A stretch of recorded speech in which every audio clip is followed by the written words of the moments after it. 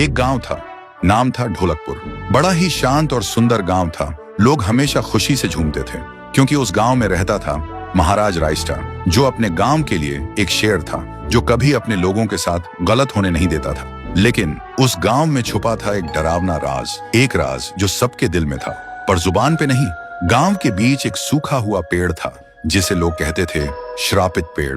ना कोई उसके पास जाता, ना कोई उससे आंख मिलाता। हर पूर्णिमा के अगले दिन उस पेड़ के नीचे एक लाश मिलती थी।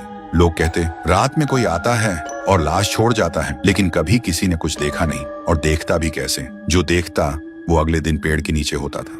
एक दिन रायस्टार ने ठान लिया, बस अब और नहीं, इस राज का अंत मैं ही करूंगा, क्योंकि ढोलकपुर का नाम मिट्टी में मिल रहा था।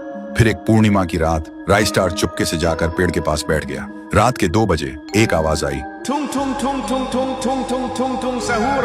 और फिर वो पेड़ भूत में बदल गया। वो भूत कुछ अजीब सा था, एक भयानक शैतानी हंसी वाला चेहरा, आंखें बड़ी बड़ी। वो पेड़ चल के एक घर के गेट को जोर जोर से खटखटाने लगता है। तभी एक आदमी डर के मारे आवाज सुन के बाहर निकलता है। वो भूत अपने लकड़ी जैसे हाथ से एक ऐसा थप्पड़ मारता कि उसकी सांस वहीं थम जाती है और उसी जगह उस लाश को ले जाता है और वापस फिर से पेड़ बन जाता था। देखते ही रायस्टार का दिल कांप जाता है, पर वो कुछ बोलता नहीं।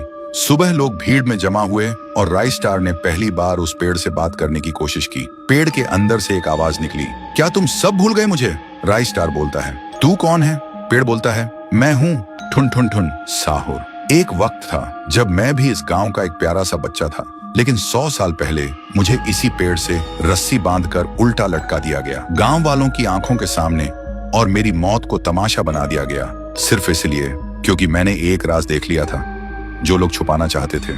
और उसी पल से मेरी रूह इस पेड़ से जुड़ गई।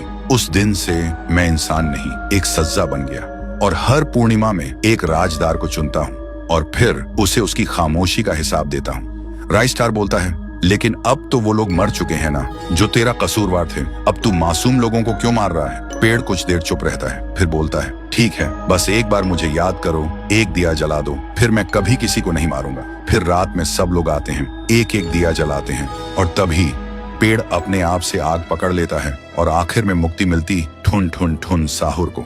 उस दिन के बाद गांव में कभी कोई लाश नहीं मिली। हर पूर्णिमा में लोग एक दिया जलाकर उसकी यादों को जिंदा रखते हैं, क्योंकि अगर भूल गए तो सपने में एक आवाज सुनाई देती थी, थुंग थुंग थुंग थुंग थुंग थुंग थुंग थुंग थुंग सहूर।